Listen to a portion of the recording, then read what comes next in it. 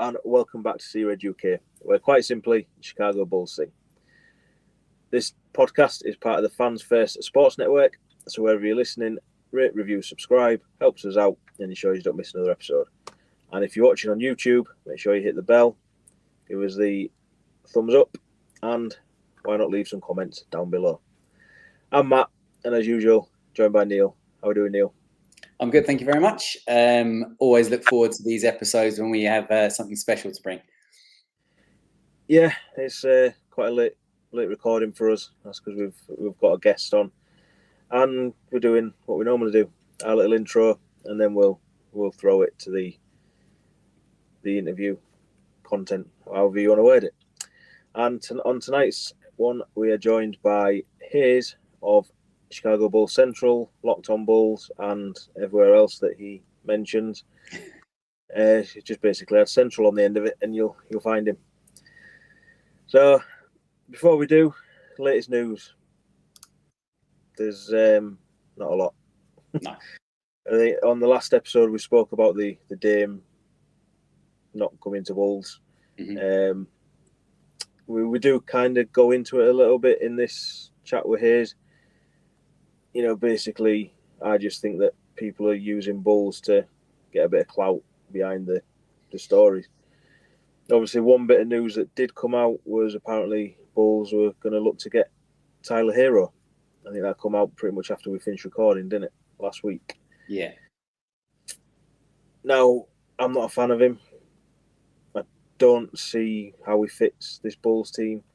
The only way I would say he does is if we could somehow trade Lonzo's contract for him, basically, plus whatever else we need to make the salaries work. But I think next year he's on 27 million and goes up over 30 in the next however many years. And yeah, I mean, he don't fit on the team, does he? Well, I mean, the guy can shoot. We need shooters, but aside from that, no. I'm not really on for this idea at all. I mean, I feel like all I'm doing lately is saying no to every trade that gets proposed. But yeah, come out with some better ones, people. Yeah, no, it doesn't do it for me. It doesn't move the needle enough for me. And you do worry about what you'd have to give up in order to make this kind of trade happen. And is it really enough of a benefit to Bulls, or is it just going to benefit the Heat and Trailblazers a hell of a lot more, and we're just like a third party? Yeah, and then look, I mean, every time you go on Twitter or the socials, whatever it is, there's a new team that's in the talks. I think last night I saw it was Bucks were close to getting Dame. Today it's Raptors are the front runners now. You know, and look, I just can't wait for it to be over with. It's dragged on now. You know, media day next week, training camp starts next week. Just go wherever you're going. If you want to go to Miami, go to Miami. If not, sit and sulk in Portland. I really couldn't care less now. It's annoying. You know, and that's before you even get on to Sixers and your mate, James Harden. I was actually just going to bring that up, yeah. That's the problem, isn't it? Like, as soon as this Dame situation is put to bed, we've still got to deal with the James Harden situation. And as you just mentioned, I've, of course, got a real soft spot for James Harden, or at least I'd like to find a soft spot and bury his head in it.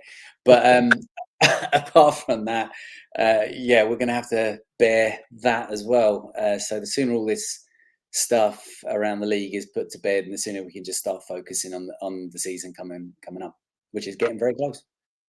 Yeah, next week, media day. Yeah. So on that, I will send it to the ad read and then onto the chat with Haize. So, our partners over at USA Sports. USA Sports is a UK and European-based sports merchandise retailer. They cover everything from the NBA, NHL, NFL, MLB, and Formula One. From hats to hoodies, there's something for everyone. From Chicago Bulls to Team Red Bull and everywhere in between. So check them out on all the socials and at usasports.co.uk. And at checkout, enter the code SeaRedUK for 15% off. So welcome back to Sea Red UK, and it's a first time welcome to our guest, Haize of Chicago Bulls Central and Locked On Bulls, and I'll allow him to say everything else that he covers as well, because he does a lot. So welcome, Haize. What's going on, guys? Thanks for having me, man. You're very welcome. Yeah, so you cover obviously Bulls, as that's where most people probably know you who's listening to this, but you cover a lot of other things as well, don't you? With your content and yeah, unfortunately. Yeah, I don't want to miss any of them out, so I'll let you tell people where you cover and who you cover. Absolutely. So basically, if there's a Chicago team you follow, just put Central afterwards, and I probably have a show for it. So it's Chicago Bulls Central, Chicago Bears Central, Chicago Sky Central, Chicago Cubs and White Sox Central. So yeah, everything NBA Central we do as well. Locked On Bulls, and that's it for right now. And I probably am not adding another podcast anytime soon. So. I think you've got plenty to keep you occupied anyway. For sure. Yeah, just maybe chose the wrong city. Listen, blame my father. He's the one who born and raised in Chicago, so I was raised a Chicago sports fan, and now I'm the one paying for it, right? So yeah, we know that pain. We do. We actually selected to be Chicago Bulls fans from afar, so that kind of looks a little bit more of a choice right now, shall we say? For sure. But I think I respect people more who stay with the team too. Like one thing about me, like I've never been a wishy-washy fan. I don't understand the whole thing of like how people switch teams just because their team isn't doing good. Like that's just a concept I've never understood. So like, yeah, right now a lot of my Chicago teams are down, especially the White Sox, but I can never even imagine rooting for another team. So yeah, I'd say I'm the very same. Matt's the same too.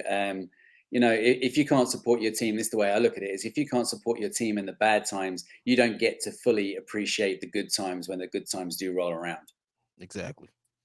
Yeah, and at the end of the day, if we didn't, we wouldn't be doing these sort of things as well. It takes a certain type of passion to be able to cover the Bulls and everyone else through the off season when it's been pretty pessimistic, shall we say, from a lot of sort of avenues. So obviously, back in April, we come on Chicago Bulls Central with you, and it was the night after Bulls season ended against Heat. Yeah. So it was a pretty difficult episode to get up for, shall we say. We were pretty tired because I think the game finished at about 3 a.m. Yeah. And we couldn't move till about 4:30, something like that. And then we come on with you about, I can't remember what time, about 8 o'clock at night. So we were tired, pretty emotional, pretty, sort of withdrawn, shall we say. So the first question I've got for you is, obviously that's, 5.5, 6 months ago now. Where are you at with Bulls right now? As we're less than a week away from Media Day, less than 2 weeks away from the first pre-season game. A lot's happened. Maybe not what moves people wanted, but they did make some moves. Yeah, I like what the Bulls did. I think, they brought the players they brought back in Io, Kobe, and Vooch. They brought back on really reasonable deals. And I think that those are deals that are going to, they're going to more than live up to the value of those, especially Kobe. And then I look at, the players they brought in Javon Carter and Torrey Craig. I understand the fit there, right? Like I always call it on my show. I say that the Bulls really improved in the margins. And that's really what the Bulls needed. If you look at the Bulls last year, we were 29th, I believe, 29th or 28th in three-point shooting. Just by the career averages that Torrey Craig and Javon Carter bring in shooting, that would have pushed the Bulls up to top 10 in three-point shooting attempts per game. And so that's something that we really do need when you look at adding space for DeBar to operate, adding space for Nikola Vucevic to operate, and just being a more modern style offense. Those players really are going to bring a skill set that we drastically need on this team. So I look at that as like being, yes, margin improvements, but there are improvements that really do help. And then on top of being solid three-point shooters, they're also really good defenders. And while the Chicago Bulls were top 5 in defensive efficiency last year, we know that was because the Bulls did not fight for offensive rebounds. They immediately went back and set up on the defensive side after an offensive shot went up. They usually kept just Vooch down there to attempt for an offensive rebound, but everybody else went to go set up for defense. And so now having better point of attack defenders as well, which is going to improve our half court defense. So we've improved in two areas where those are where we see teams really be able to make or raise their ceiling in 3-point shooting and being a better half court defensive team. So I really like those additions for the Chicago Bulls and how they could pay off in the long run for the team. Yeah, I mean, obviously the first sort of move they made really was the hire of Peter Patton as well. Yeah. Then they've later followed it up with, is it Austin Default? Been added to the development team as well. Yes. And I think they're sort of underrated moves that a lot of Bulls fans don't really pay that much attention to. And I don't think we're going to see the full benefit of it this year. I think it's obviously a long-term thing with players like Dalen and Julian Phillips, obviously, who we moved into the draft to get as well. So do you think them little moves eventually pay off for Bulls, or is it just typical sort of Bulls moves that don't move the needle in any way? No, I think it's definitely going to pay off. I just think that, I want fans to temper their expectations if they think, we hired a development coach and all of a sudden now it's going to pay off immediately. Those type of moves are ones that pay off over, you probably won't see the results of that to a year to 18 months to 2 years after they came. They've come here and really gotten a chance to really learn the players, come up with a development plan, and then start executing that development plan. So I think it's going to pay off when you look at the Bulls and just the rawness of the young players that we have in Dalen Terry, Julian Phillips, Adama Sinago, Justin Lewis, even Ernalot Bidham, like a player that Ernalot Bidham coming from the EuroLeague. I really think that having him adapt to the NBA style of basketball and the added 3-point line. I think having because we also added last year a shooting coach. I can't remember his name. That's specifically down there with the Windy City Bulls. So AK's added 3 different coaches at different levels to really help development. I think that we're going to see the results of that probably starting next season, but it's not going to be an immediate one. But I definitely think it's good for the future of the Bulls for sure. Yeah, and one other thing that they've addressed, quite early was the whole Lonzo Ball situation. Obviously, we had that hanging over us pretty much till, the fans knew it wasn't happening last year, but Bulls just seem to keep hanging on. And do you think that's going to benefit us going in? Obviously, the fact that we've sorted it out. Obviously, we've applied for the DPE but not used it. But they've addressed it by bringing in, like you said, 2 players that basically cover what Lonzo was giving. Yeah, I think that, last year I really do think, right, it ended up being wrong, right? But I really do think AK had hope that Lonzo was going to be able to return last season. This year they know now he's going to be out the entirety of this season. And I think that's add clarity on the moves that they need to make. And that's why we saw them go after the players that they went after. I do think that, I have my doubts on Lonzo's ability to return. Like the history of that injury is really brutal. So, we'll end up seeing what that means long term. But I think they've gotten a guy in Javon Carter who brings a lot of what Lonzo brought to this team. He's not as versatile defensively. Like we saw Lonzo guard 3s and 4s. Javon Carter is going to really be able to guard the 1s and the 2s in the league and be versatile that way. But, they've added somebody who can replicate some of what Lonzo did. And I think more so is going to definitely be a better player than what Pat Bev was for us last year as well, which I think is going to help the team a lot. Yeah. I think they've done a good job considering the limitations that they had on them, particularly financially, to try and, like you say, replicate what they've lost in Lonzo. I mean, you're not going to be able to fully replicate what was lost because you had that 3-and-D guy that was able to see the floor and move in transition the way he was. And it was all wrapped up in one little Lonzo Ball bundle. But, now what you're trying to do is you're trying to find players and bits of players that you can plug that gap, I guess. And that's not easy to do.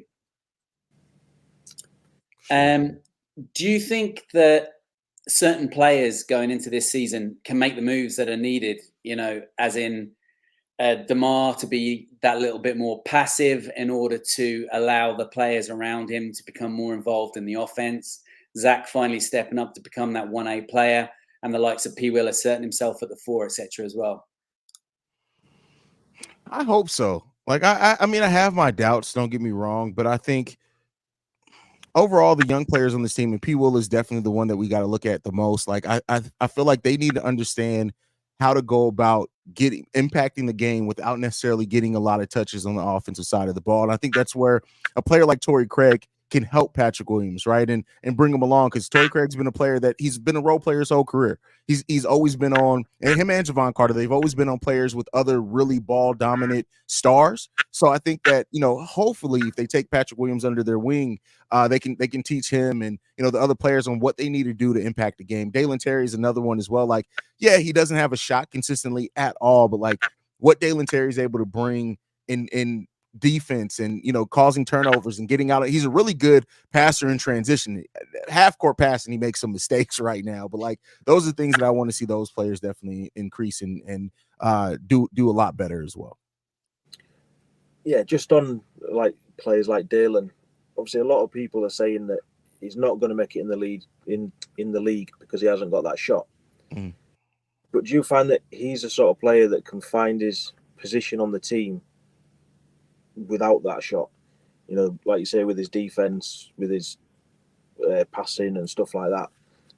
He's one of them players that he will just chase the ball. He's just energy straight away. And yeah, he does need that shot, but can he still be in the NBA without it?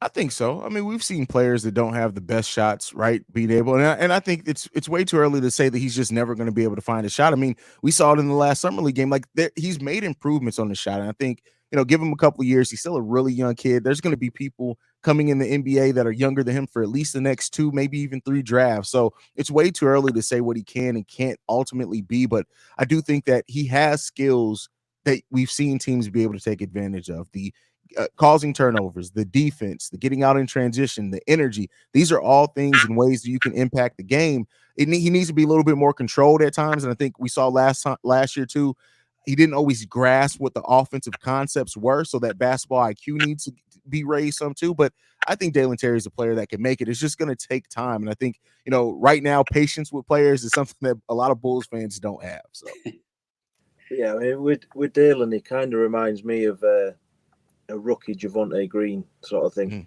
because Javonte couldn't shoot the 3, or very, very rarely, but he made his impact on the team in different ways, and I think that's what Dalen's going to end up doing, and possibly Julian Phillips as well. Obviously, we picked up. It's obviously we know Bulls don't like to play the young players or develop the young players, shall we say, using game time.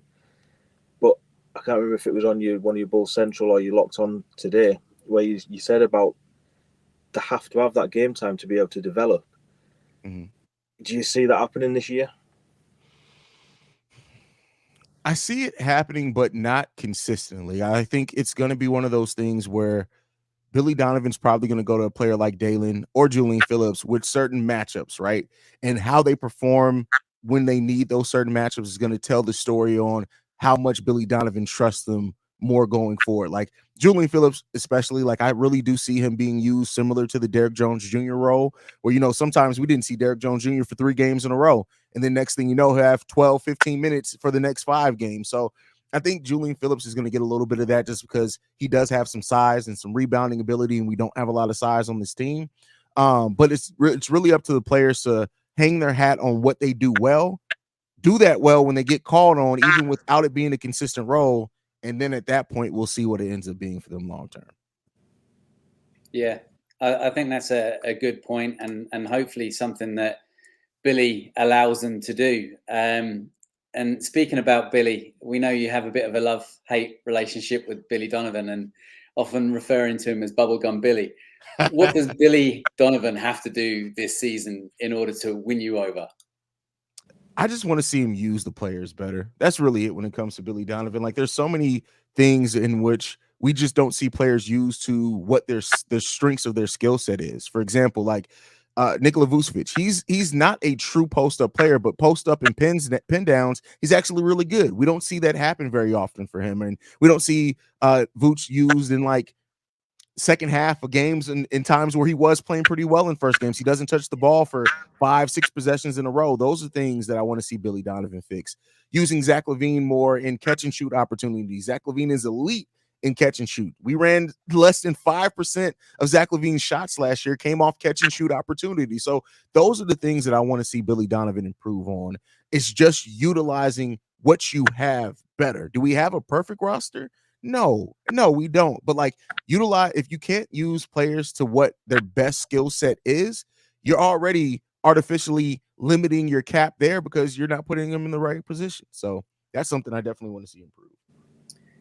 Yeah, I totally agree with that. And speaking about giving people minutes and using them and utilizing them correctly, one of the things that we've often talked about on our pod is how Billy doesn't really utilize or get the read of Andre Drummond properly. I think it's a real skill that he needs to acquire in order for the number 5 position to be run correctly, because Andre Drummond obviously is the backup to Vooch, and when he comes on, he gives you bursts of crazy minutes that can be positive or negative depending on how Drummond is playing. And we've always said kind of embrace the chaos, because he does bring chaos, and sometimes it's a good chaos. And Billy needs to learn how to read that and know when to sit him. But when he sits him, he doesn't need to sit him for the entirety of the game. He just needs to sit him, reset him, and put him back in again. So I suppose the question off the back of that is, do you think that Drummond is enough as a backup to Vooch? Because we're really thin at the 5. I think Drummond could be enough. I think, we have potentially one of the better backup 5s in the league in Andre Drummond. I think you do have to learn to utilize him correctly. You have to sit. There's going to be times absolutely where you're going to look and say, "Come on, Drum, come and sit down next to me for a second." But there's also opportunities where you need to let Drum work through that. And I hope that the Miami game really taught Billy Donovan that, because you pulled out Andre Drummond and Kobe White when we had the lead in the fourth quarter, and we ended up losing that game. And not that that's the only reason why we lost that game, but that's a really big part of why we did. Like, you got to learn how to ride the hot hand. And Drummond, I love what you said though. You gotta embrace the chaos with Drum, because it is going to be chaotic at times, but sometimes that chaos works to our benefit for sure. Yeah. I mean, obviously, one thing we've said is we seem very limited at the sort of the 5 position. Obviously, they brought in Terry Taylor when a lot of people was expecting, Christian Wood or whoever it was going to be. Mm. Do you think that's a move that's going to end up being regretted? Not adding another big as such? I won't say Christian Wood specifically, but I will say that I do think that, especially if the Bulls, because we had health with Vooch. He played all 82 games last season.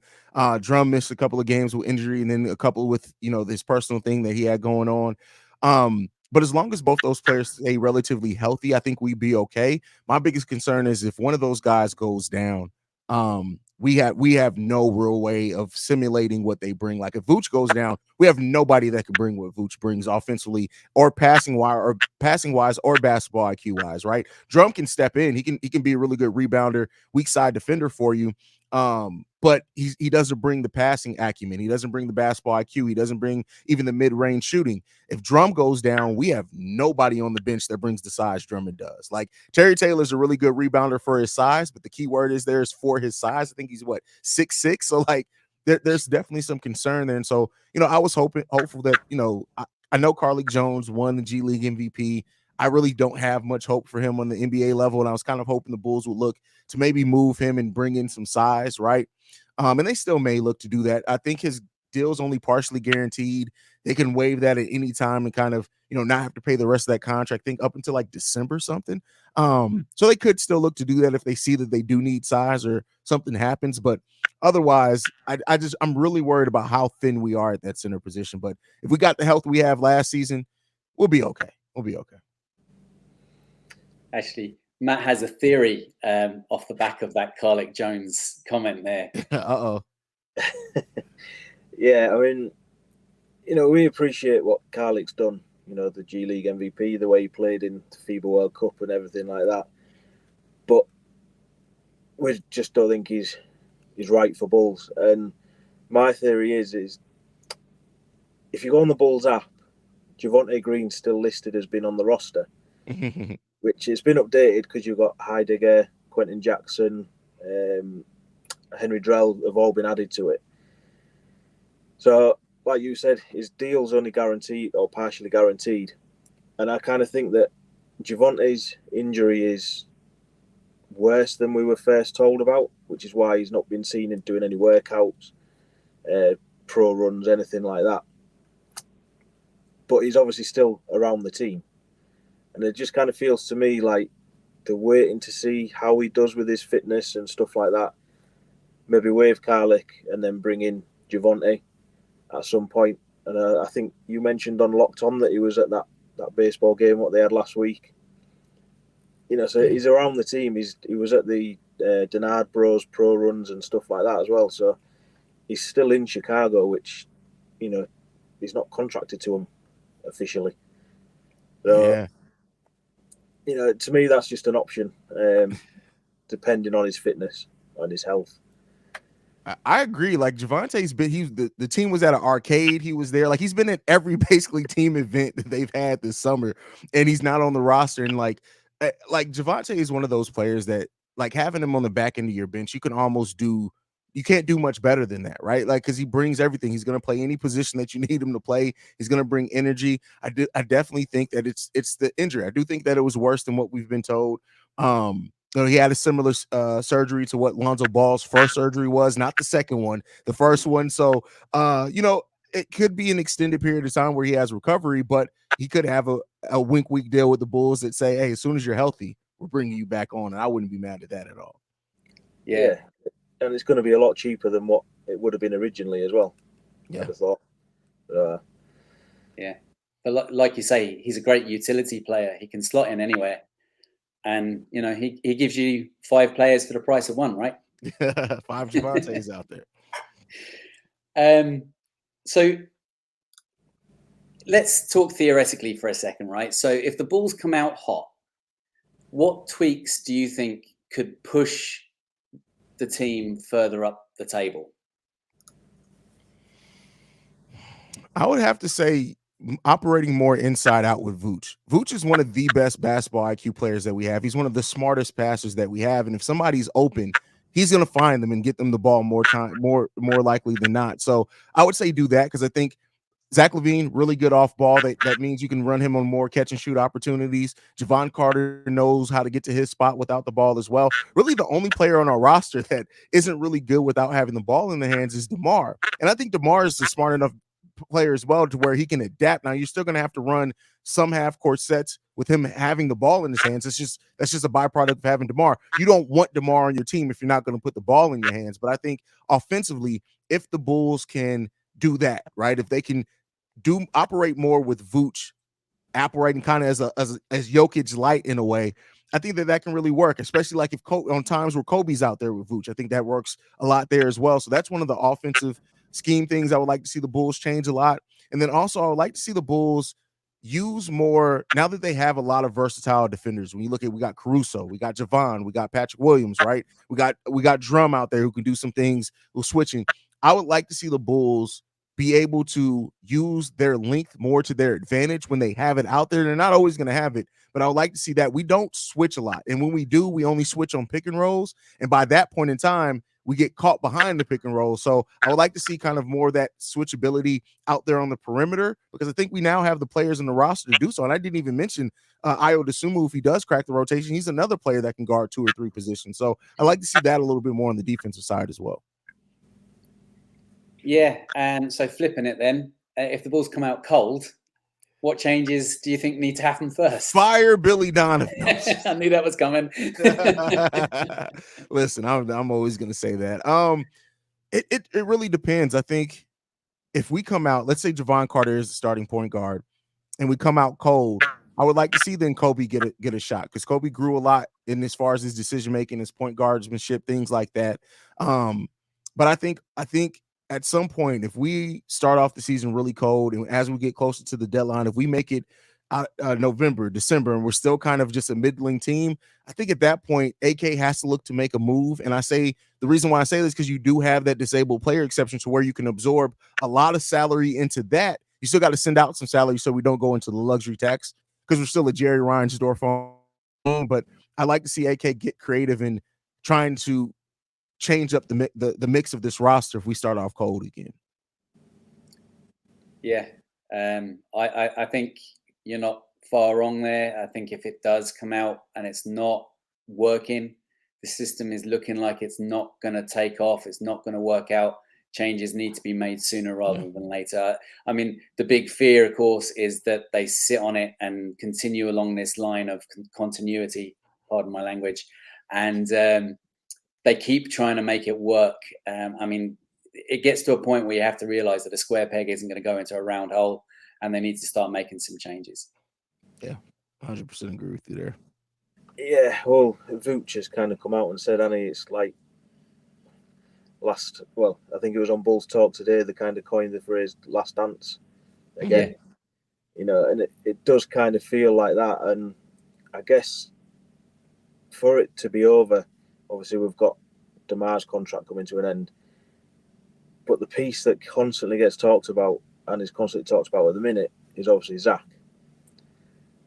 And do you feel like all these constant trade rumours and stuff like that will end up having an effect on Zach, whether it's positive or negative? No, Zach's been in trade rumors literally almost since he came to the Chicago Bulls. Like I expect Zach at this point to understand, and he said as much. It's part of the business. He's even said that he's talked to AK and everything. He feels solid in where he is. What did he say this summer? Like, I'm confident I'm gonna be here for a long time. So like, I don't think it's gonna affect Zach much. I just don't. I expect him. Like, he's 28 years old. He's been in the league a decade at this point. If anybody's used to the trade rumors, it should be Zach LaVine. So. Yeah, I kind of agree with that, but I'm going to push back on it a little bit. And that being that Zach, as we know, we've seen it before, he lets things get in his head. Do you know? I think he lets more of the refs get in his head, though. Now, that is something he absolutely let get in his head. The referees, if he feels like he doesn't get a call, he's ruined the rest of the game. But, yeah, I'm sorry. It's true. That's true. Yeah. It's almost like he starts trying too hard, like, to prove a point. Yeah. Sure. Yeah, I mean, it kind of feels like this season's sort of now or never for Zach as well, to me anyway. And I think really it's a bit of a compliment that he is in these trade rumours all the time, because you've got your contending teams that probably see him as that second sort of player, or wherever they fit him in, to push him over the top. And if not, it's a team like a mid-team like Bulls that see him as a star player that lifts them that little bit higher. So I don't think it's a negative thing really that he is constantly in them.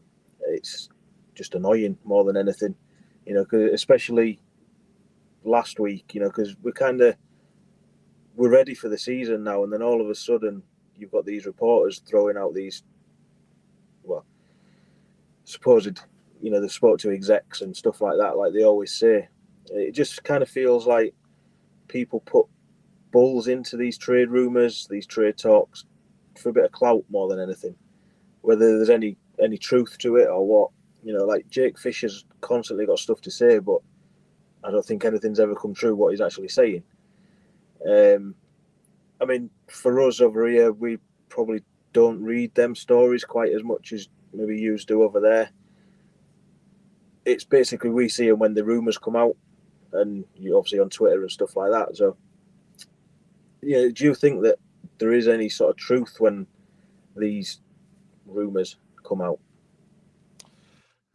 I think that the Bulls are listening to deals, and I think that because some writers know that, and they try to include Zach LaVine in any star that could be moved I think a lot of it is the fact that it's the dead time of off season. Everybody's looking for a headline, and I'm not saying that the Bulls haven't listened to some calls and said, hey, what would Zach get us in a case like this? They've quickly heard that because they do value Zach LaVine. I mean, last that we've heard is that if they do move Zach, they want a young player, they want a veteran, they want two or three first round picks. That's not a player that you don't value. So, I mean, there's a right price for just about anybody in the league, especially when you're a team that hasn't, even made it out the first round in the last decade. So like, there's a value for everybody. There's the right price. But I think that the Bulls hold Zach in such a high regard that price hasn't been met yet. So that's the way that I look at it. Yeah, and sort of on Zach and DeMar, do you think it's more important that we get like the all-star seasons out of them again, or that we see the likes of P. Will and Kobe step up and bridge that gap, basically, that was quite obvious last season. To raise the ceiling for the Bulls' future, it can only come via the young players taking a step in the leap.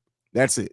That's it. Zach LaVine at this point, he is who he is. Can he refine his game? Can he become more efficient? Absolutely. DeMar DeRozan, I've learned to never count DeMar DeRozan out. He can always add something to the game, but for the most part, he is who he is. But who he is not. There are only 38 players in NBA history who have scored more points than DeMar DeRozan. That's a pretty damn good player, right? So, like, you can't knock that. But I think for the Bulls to get to that next level, it has to come via Kobe, a Patrick Williams, a Dalen, a Io, a Julian Phillips. Like some of these guys really turning out to show that if they don't have star level potential, that they have close to that. And if two out of those, however many players I just named, I can't count. If two out of those players do that, that drastically raises that ceiling for the Chicago Bulls. So I think that's the most important thing. That was the title of my video today. Like, development is one of the most important things this season for the Chicago Bulls, because if you start developing players to where we can start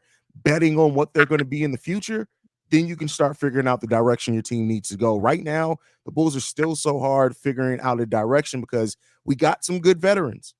They are who they are, but we haven't seen any of the young players really step up in a way that you say they are players that absolutely have to be on this roster in the next 3 to 5 years. So yeah, and as you mentioned there with DeMar, he's quite capable of adding something to his game. All off season, all you see on Twitter is he needs to add that 3-point shot. Mm-hmm. And as you said, there's only 38 people who scored more points than him in the NBA. We've said before, we don't think he needs to add it. What we want to see is the San Antonio DeMar, the facilitating, the getting back to moving the ball around his teammates rather than it sticking with him, basically. Yeah. But DeMar can shoot the three. He just seems to choose not to. But when he does, it's usually quite dramatic and ends in back-to-back buzzer beaters. So do you think that's something he needs to add to his game, or you're quite happy with him not, basically? I mean, I think that I want to see him take more in the sense that there are going to be some that are open for him. But I mean, DeMar is who he is, and that's why we added more 3-point shooting around DeMar, because you want DeMar to be able to be. You don't want him thinking out there too much. You don't want any player doing that, right? So I think DeMar is going to take more threes, because we did see that towards the second half of the season as well. After we added Pat Bev, he did start taking more threes, and he hit it at a pretty good clip as well. So I think that's going to naturally come him taking more, but by more, I mean maybe averaging a half to an extra 3-pointer per game. But that alone could really change the Chicago Bulls. But I don't think he necessarily needs to go out there all of a sudden and start, trying to drain threes night in and night out. Let him come in the flow of the game. Yeah, I mean, it kind of feels like Bulls Nation want every player on the court just shooting threes. Yeah. And it kind of feels like we're going to get to a point where everybody's just standing around the arc, passing it, and not knowing who's going to shoot it. To me, you need that variation. And like you say, with Javon Carter and Torrey Craig coming in, who will quite happily shoot, DeMar don't necessarily need to do it. We know he can do it, but he don't need to do it. Zach's the one that needs to be taking the more threes, if anybody, I think. Yeah. Because he can hit them and he can chuck them as well. So,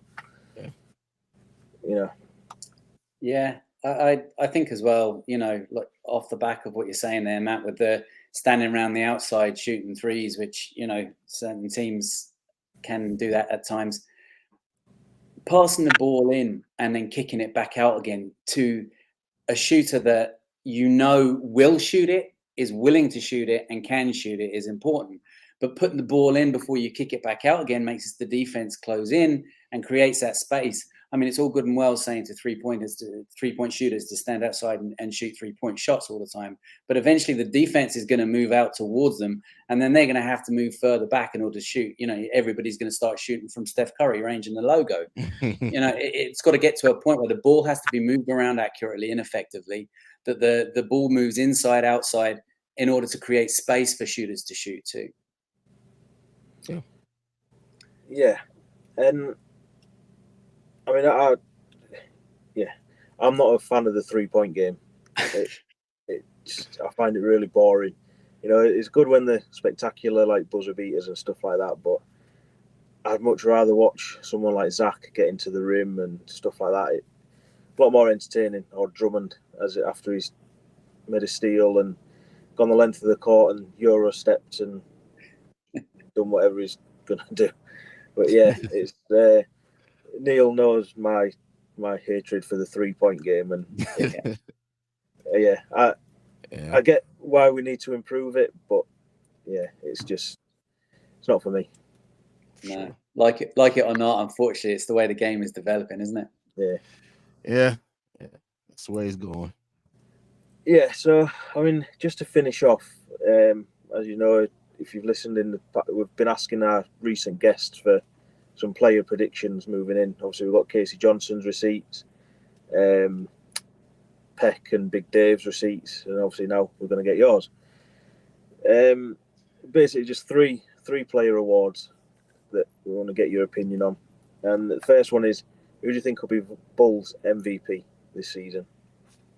I mean, I want to see it be Zach. I think Zach starting off the season fully healthy. We haven't seen that in a while. The last time we saw Zach fully healthy to start the season, he was on pace to have one of his better seasons, and then he went down with the knee injury. I think him and Lonzo went down in the same game. So I think I want to see it be Zach LaVine. And by that, I mean not just by the numbers. I want to see Zach LaVine step up in this game in a way where against the biggest competition, we're seeing Zach have big performances. And we started seeing that towards the end of the season last year. So Zach LaVine is the one that I want to see be the Bulls MVP this season.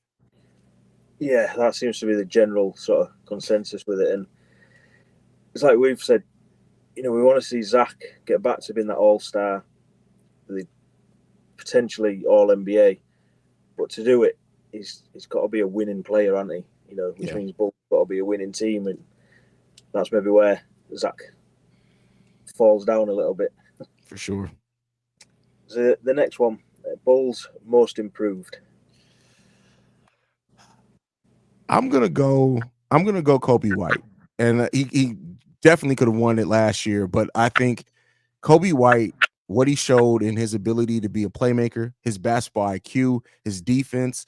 The one thing that wasn't consistent with Kobe last year was shooting, and I think that Kobe's going to come into this year kind of understanding his role more, understanding how to go about and get his. I think he's going to be on a better suited team for that as well. Another player that, you know, at post All-Star break, his shooting went from 41% to almost 49% overall from the field. That's not anything you could take lightly. So I think we're going to see Kobe kind of meld what we've seen from him as far as like everything but scoring, and then bring that scoring as well. And I think Kobe White's going to have, I've said it on my show, like I think Kobe's going to have a 6 man of the year type season. The Bulls have to win for him actually to get involved in that award, but I think he's going to have that type of season where we look at Kobe White just impressing and just everything finally coming together for him. Yeah, you're certainly preaching to the choir with that one. We were driving that Kobe train last year, so yeah. Listen, my first big video ever on my channel, this was 2 years ago. This was the year that right after we signed Lonzo and DeMar, and everybody thought, oh, Kobe's gone by the deadline. We're going to move Kobe to bring in some size. And the first video I had that blew up on my channel was the Bulls would be crazy to trade Kobe White this year. And I remember there were people in my comments saying, you don't know what you're talking about. How could you think that Kobe's not going to be moved? And now 2 years later, everybody's like, oh, we need to give Kobe more minutes. I'm like, yeah, see? I know what I'm talking about from time to time. Yeah, something's got to stick eventually. And the last one, the Bulls' unsung hero. Now, obviously, that's like the player that just goes under the radar, but just gets it done, basically.